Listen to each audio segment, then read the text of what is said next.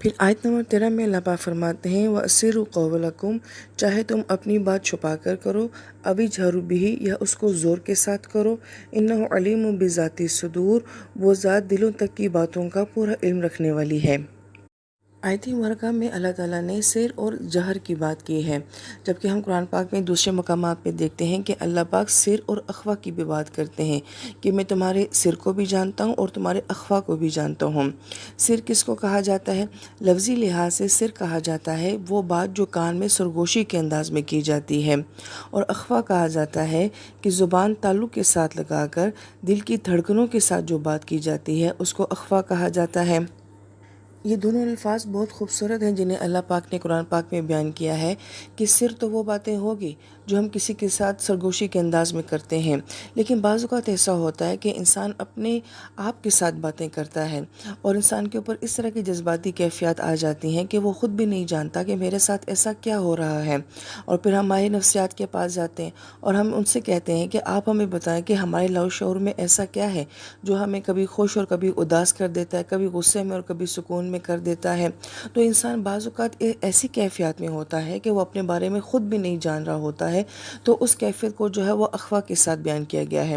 اسی فلسفے کو سورہ حشر میں یوں بھی بیان کیا گیا ہے کہ جو انسان اللہ تعالیٰ کی ذات کے جتنا قریب ہوگا وہ اتنا ہی اپنے آپ کو بھی جان سکے گا، اور جو جتنا زیادہ اللہ تعالیٰ کی ذات سے دور ہوتا ہے وہ خود سے بھی اتنا ہی ناواقف ہو جاتا ہے۔ تو گویا کہ سر اور اخفا کے ذریعے اللہ پاک یہ فرماتے ہیں کہ تمہاری سرگوشیوں کو بھی میں جانتا ہوں، اور وہ کیفیات جو تم خود بھی نہیں جانتے کہ تمہارے ساتھ کیا ہو رہا ہے میں ان کو بھی اچھے طریقے سے جانتا ہوں۔ تو جو ذات سر اور اخفا کا دعویٰ کرتی ہے، تو اس آیت مبارکہ میں تو یہ کہا جا رہا ہے کہ میں تمہارے رازوں کو بھی جانتا ہوں، اور جہر وہ باتیں جو تم اونچی آواز میں کرتے ہو میں ان کو بھی جانتا ہوں۔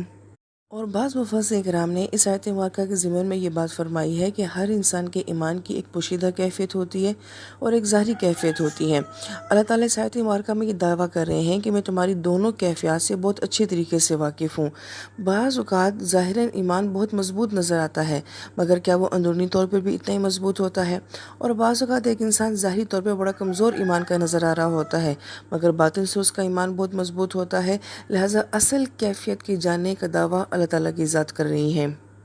اس لیے آیت نمبر 14 میں اللہ پاک فرماتے اَلَا یَعْلَمُ مَنْ خَلَقَ، کہ جس ہستی نے ان کو تخلیق کیا ہے کیا وہ ان کے بارے میں نہیں جانتا؟ وَهُوَ اللطیف، اللہ تعالیٰ کی ذات بہت باریک بین ذات بھی ہے، الخبیر، اور مکمل طور پر باخبر ذات بھی ہے۔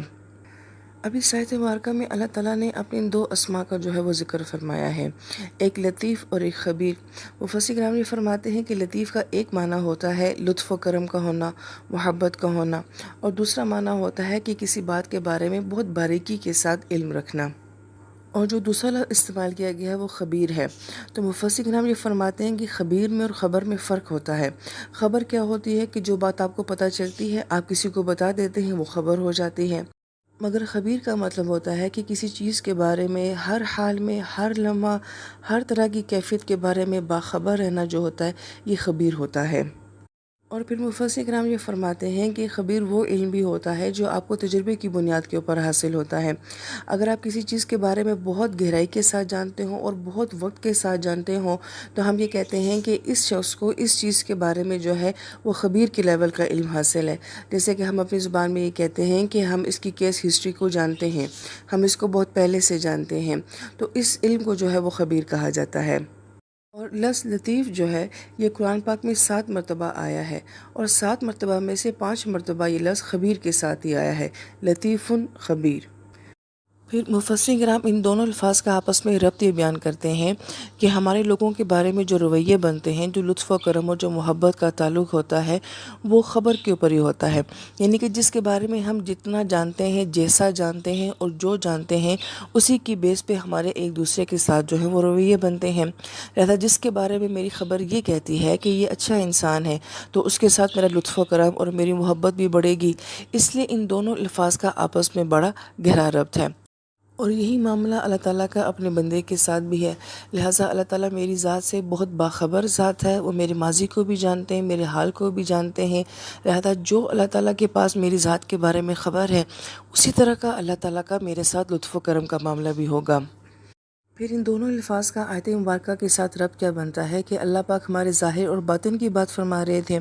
تو باطن کا تعلق جو ہے وہ لطیف کے ساتھ ہے کہ اللہ تعالیٰ کی ذات اتنی باریک بین ہے کہ وہ میرے دل کے رازوں سے، میری اپنی ذات سے کی ہوئی جانے والی باتوں کے بارے میں بھی جاننے کا دعویٰ کرتی ہے۔ اور جو ہمارے ظاہر کے معاملات ہیں اس کا تعلق جو ہے وہ خبیر کی صفت کے ساتھ ہے کہ اللہ تعالیٰ ہمارے ظاہر سے، ہمارے ماضی سے، ہمارے حال سے جو ہے وہ باخبر ذات ہے۔ پھر بعض اہل علم جو ہیں وہ ان دونوں الفاظ کے بارے میں کچھ نکات یہ بھی بیان کرتے ہیں کہ اللہ تعالیٰ قرآن پاک میں اکثر جگہ ان دونوں الفاظ کو ساتھ لے کر آئے ہیں۔